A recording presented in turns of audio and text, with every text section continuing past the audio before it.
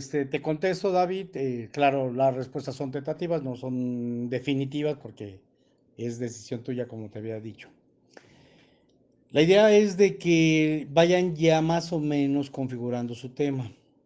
¿Por qué? Porque pasa, no en esta institución, en muchas instituciones, de que cuando tú terminas los contenidos y la gente apenas va a hacer lo de la tesis, se prolonga 4 años.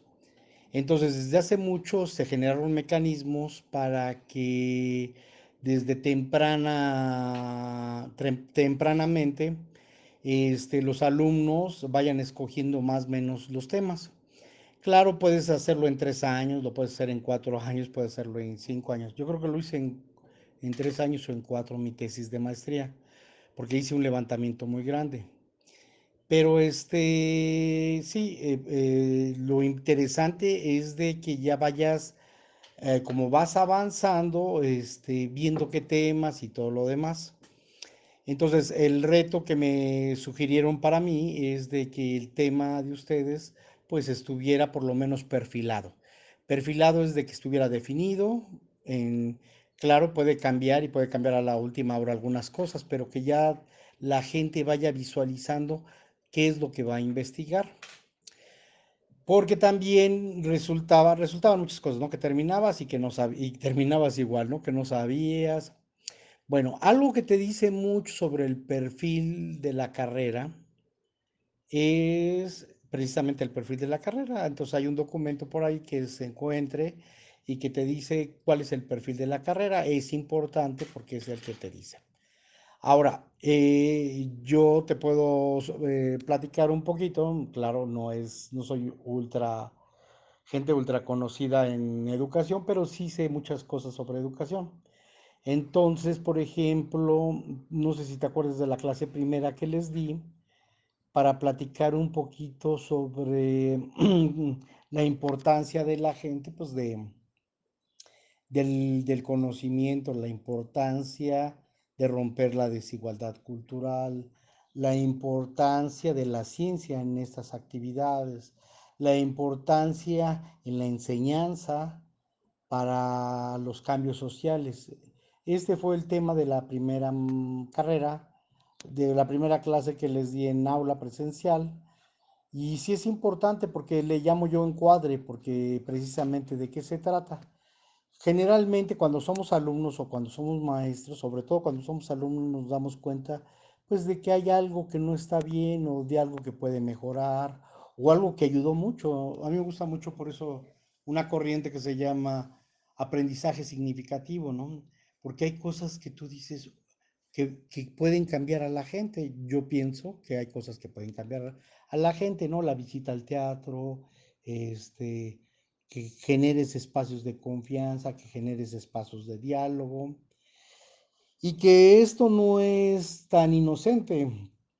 Hay cosas como la tecnología educativa, como le llamaban la antigua didáctica, que era mucho de reforzamiento, mucho de repetición, y hay otras más corrientes didácticas, pedagógicas, educativas de más liberación, ¿no? Y estoy pensando en Freire, y estoy pensando en Girox, y estoy pensando. Entonces, en Bourdieu, es importante que estas materias sobre sociología de la educación y las teorías de la educación son las que te van a o deben de estar orientando más o menos por dónde anda tu inquietud. Entonces, también yo quiero, sí hay un aspecto que tiene que ver con el sujeto, porque finalmente pues, somos sujetos sociales, pero no me gustaría que cayera solamente a nivel biografía personal y por lo tanto egocéntrica. Por ejemplo, que tú digas, ay, es que mi maestro favorito fue Pedrito. Bueno, pues sí, pero ¿en qué nos va a ayudar a las ciencias de la educación? Estamos en un campo que es muy amplio, que se llama las ciencias de la educación. Entonces, como maestro en ciencias de la educación, pues debes de tener conocimiento, por lo menos, de las distintas corrientes de educación en un estado del arte. Entonces, Eso es lo mínimo. Y está muy bien, esta ciencias de la educación no debe de ser para gente que haya tomado pedagogía o educación. Está diseñada para que distintas profesiones contribuyan en la discusión sobre la educación, porque no es lo mismo enseñar matemáticas a enseñar dibujo o a enseñar artísticas o a enseñar poesía o a enseñar literatura. Cada campo tiene sus retos, tiene sus limitaciones, tiene. Entonces, si nosotros podemos contribuir a la enseñanza, a la transformación educativa, a los distintos alumnos, yo creo que esa es una contribución. Bueno, me da gusto que me hayas y estoy dispuesto a seguir dialogando con ustedes. Espero haberte dado algunas pistas, pero también hay que asumir, esa es la parte más importante. No es el que digan, porque eso es lo malo que siempre decimos, pues que digan otros, no, necesitamos decidir nosotros. Debe ser algo que nos genere pasión y búsqueda, voluntad de saber y de transformar nuestra sociedad. En la noche me quedé acostado y pensando en ustedes en términos de los temas de investigación. Y fíjense que también no estaba pensando, porque también a la par estoy trabajando los cambios de los modelos productivos y los cambios de modelo de consumo que están emergiendo a partir de la crisis del COVID y ya, bueno, del capitalismo y de, y de otras cosas. Y fíjense que no, que estaba leyendo un artículo que ya no se los envié porque luego no quiero ni confundirlos, pero sí necesito que lean porque a medida que tengan varios elementos van a tener, distintos, van a poder orientar acciones con referencia a la educación. Pues ayer un articulista de la jornada planteaba que tenía que haber cambios en distintas cosas y indudablemente hablaba de la educación porque estaba hablando de la sustentabilidad, que era necesario educar para la sustentabilidad. Bueno, que es necesario replantear, por ejemplo, la manera de comer o la manera de producir o la manera de consumir. Y todo eso tiene que ver con la educación. Entonces, también estuve con los jesuitas en algún tiempo tomando un diplomado que se llamó de tejido social. Y efectivamente, muchas de las cosas para poder construir, reconstruir nuestra sociedad, el tejido, que es muy importante, como es una estrategia didáctica, es una estrategia educativa. ¿Cómo le vas a hacer para que a los papás puedan mejorar las condiciones de vida de la misma familia, que está muy deteriorada, que no se sientan, que no platican, que no se escuchan, que hay mucha violencia al interno de las casas? Entonces, al interno del tejido social. Y luego también hay algo que se llama educación comunitaria o construcción de la comunidad. Y muchas de las cosas es precisamente dejar de pensar en el yo egoísta para empezar a pensar cómo podemos resolver de manera colectiva las cosas. Y eso está muy interesante porque implica que estamos vinculados con la gente, que estamos vinculados con otros actores, con la familia, con la gente del barrio, con la gente del trabajo. Y el individualismo en el que hemos sido víctimas, pues no nos ha ayudado a resolver. Y parece ser que nada más resolviéndolo uno ya se acaba el problema y no, el problema es un problema social o es un problema grupal y entonces hay que atenderlo. Entonces, y todo esto tiene que ver con educación. Entonces, y luego la otra, había escrito sobre educación democrática. Entonces, hablar uno, pues es importante. Claro, hay que saber argumentar, hay que plantear los problemas, en fin. Pero cuando hablas entre muchos, es importante que nos sepamos escuchar, que la gente sepa argumentar, que la gente sepa seleccionar racionalmente y que no vaya, no por el estigma o por el prejuicio va a decir, ah, no, que ese cuate que ni hable, ¿no? A ver si dice algo importante. Entonces es importante la educación democrática y nos hace falta mucho aquí en México porque mucho tiempo se habló la autoridad, el abuelo, el capataz, el cacique de la tierra y no necesitamos nosotros argumentar, escuchar, ver otras opciones y finalmente decidir y decidir colectivamente.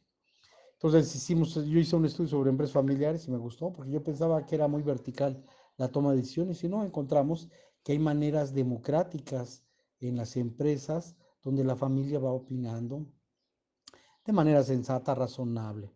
Y también esto porque hay bastante víscera y bastantes prejuicios y bastantes círculos viciosos que no te permitan argumentar.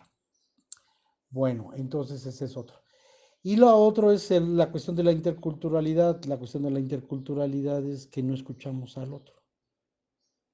Y entonces, al no escuchar al otro, cometemos bastantes errores. Al no escuchar al otro, pues los prejuicios hablan y en realidad es importante escuchar al otro, tratar de entender lo que dice desde sus esquemas, pensando que son otras culturas, ¿no? Los grupos indígenas, etcétera. Entonces, la educación democrática, recapitulo, la educación sustentable, que no es nada más sembrar arbolitos, va más allá, ¿eh? Por ejemplo, replantear las formas como consumimos o la manera en que se produce en la industria ganadera. Hice un tema al respecto. Bueno, es bastante. Y luego también construir comunidad, cómo generar el nosotros, que es fundamental. Entre otras cosas, se me fue una que es muy importante, a ver si me acuerdo ahorita y se las vuelvo a decir, pero para reconstruir una sociedad que es necesario ya reconstruirla, se requiere de la educación. Ya me acordé, y estaba pensando también en la noche en eso. Fíjense que hay distintas técnicas para abordar los problemas sociales. Entonces, si uno quiere entrar a la educación democrática o en una educación menos autoritaria, menos vertical, menos jerárquica, menos piramidal, se requiere pues trabajar cuestiones de distintas técnicas. Entonces, el PAN, el Philips 66, la mesa redonda. Y yo pienso que sí es necesario que tomemos cursos, porque vamos a trabajar tanto en la arquitectura como en la medicina donde trabajamos, necesitamos saber trabajar de manera grupal. En España me tocó, bueno, ya me había tocado en la UNAM ver distintas técnicas grupales. En España me tocó, apoyando a un maestro que me pidió que le ayudara y me tocó exponer ese tema en licenciatura, apoyar al diácono de ese lugar. Entonces, no es el diácono, es ¿cómo se llama? Bueno, los maestros que ya tienen tiempo. Entonces, sí es importante que sepamos trabajar con distintos instrumentos.